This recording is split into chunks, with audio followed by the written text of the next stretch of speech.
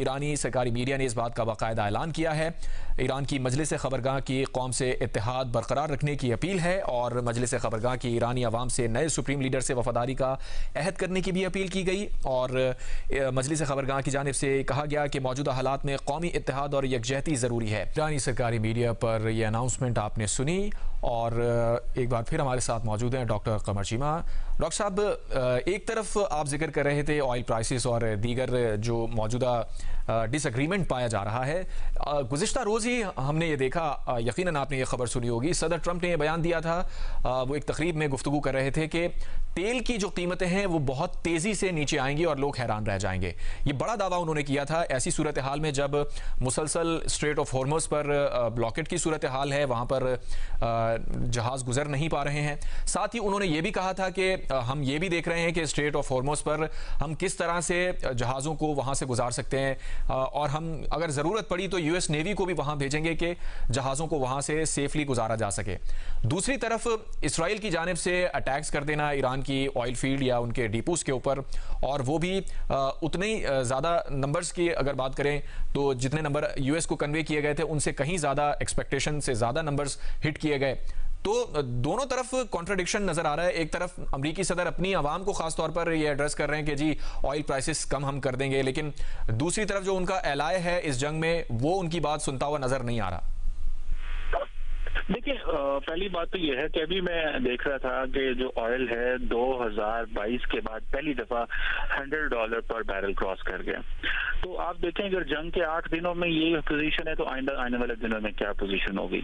अभी तो ईरानियंस कहते हैं कि हमने तो स्ट्रेट ऑफ हार्मस को बंद ही नहीं किया।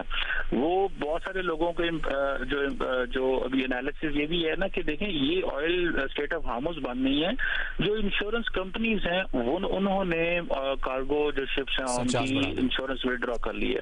तो सवाल ये पैदा होता है कि ये देखिए हर बिजनेस जो एंटिटी होती है वो तो अपने इंटरेस्ट में फैसला कर रही है। तो ये पूरी की पूरी दुनिया के अंदर जो अब अगर तेल की कीमतें बढ़ती हैं तो ये आप देखें ये वेस्ट के अंदर भी तो डिस्कशन होगी कि भाई आपने ये एक अननेसेसरी वॉर थी, ये वॉर ऑफ चॉइस थी, आपने फैसला क्या किया? आपने किसी को एतमाद में भी नहीं लिया। जैसे फ्रेंच प्रेसिडेंट ने ये कहा था कि हमें एतमाद में नहीं लिया गया। बरतानवी वजीर आजम ने कहा, पहले उन्होंने ज्वाइन नहीं किया, बाद में उन्होंने कहा जी हम भेज रहे हैं 2 एयरक्राफ्ट कैरियर, जिसको ट्रंप साहब ने कहा कि नहीं अब हम जंग जीत गए, अब तुम ना भेजो। तो ये सिचुएशन है कि इसमें, और आपको पता रशिया की जंग, जो रशिया यूक्रेन की जंग हुई उस वक्त भी तेल की कीमतें बहुत ज्यादा यूरोप के अंदर महंगी हुई। फिर अमेरिका ने बहुत सारे मुल्कों को ये कहा कि आप रशिया से तेल मत खरीदें, उसकी वजह से भी चीजें जो हैं वो सामने आई। तो मुझे लगता है कि ये तेल की कीमतें बढ़ेंगी और जब थोड़ा सा प्रेशर आया तो कोई बईद नहीं है वैसे इस चीज से कि अमेरिकी सदर ये ऐलान कर दें कि हम जो है वो यूनिलैटरल ऐलान कर दें कि जो हमने नताइज हासिल करने थे हमने कर लिए और अब हम यहाँ से जा रहे हैं। तो मुझे ऐसा लगता है कि ये इस चीज को भी ज़हन में रखना चाहिए कि ये जो प्रेशर बिल्डअप हो रहा है अमेरिकी सदर को, ये तो था कि एक इम्प्रेशन उनके बारे में ये भी था कि वो इस जंग की जो हो रही है इसके बाद एक प्रॉपर उनकी पार्टी को सपोर्ट किया जाएगा अमेरिका के अंदर एक खास लॉबी की तरफ से। लेकिन सवाल ये भी पैदा होता है कि ये एक क्राइसिस ट्रंप साहब के लिए भी है। उन्होंने इलेक्शन भी मिड टर्म लड़ना है, वो अनपॉपुलैरिटी भी उनकी बढ़ रही है। फिर आपको याद होगा कि जब आइस एजेंट्स ने जो कुछ अमेरिका के अंदर किया, खासतौर पर मिनेसोटा के अंदर, वहां पे एक खास किस्म का एक ओपिनियन ट्रंप साहब के बारे में बिल्ड हुई कि ये क्या करने जा रहे हैं अमेरिका के अंदर। और वो एक चीज जो थी कि अपने ही शहरों के अंदर लोगों को गोलियां मारी गई। तो ये कुछ ऐसी चीजें हैं। और फिर अभी जब वेनेजुएला में चीजें कंप्लीट की, फिर उन्होंने ईरान पे आ गए और अभी वो क्यूबा की बात कर रहे हैं कि हमने क्यूबा के अंदर भी चीजों को ठीक करना है।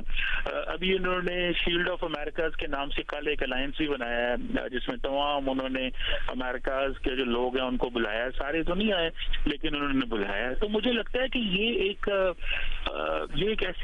ऐसी पिक्चर है सामने आ रही है जिस पर ट्रंप साहब जो हैं उनके ऊपर एक प्रेशर है।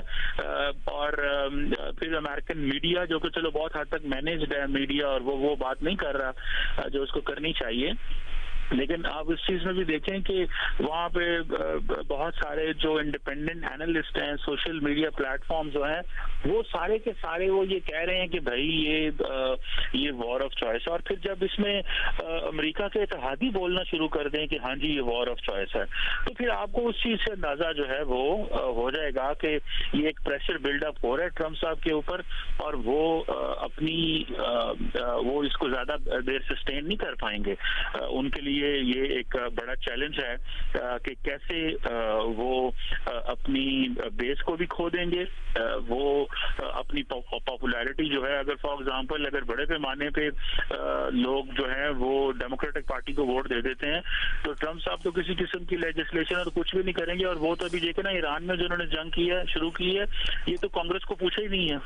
और जो इन्होंने पहली ब्रीफिंग कांग्रेस को दी थी, जो कि secretary of state, secretary of war और CIA चीफ ने दी थी, उसमें तो यही पता चला था कि ये वो समझ रहे थे कि बड़ी गलत किस्म की हम जंग में जो है वो चले गए हैं। तो मेरा ख्याल है कि ये एक परेशानी है जिसको अगर ये तेल महंगा होता गया तो ट्रम्प साहब को मजीद फेस करनी पड़ेगी।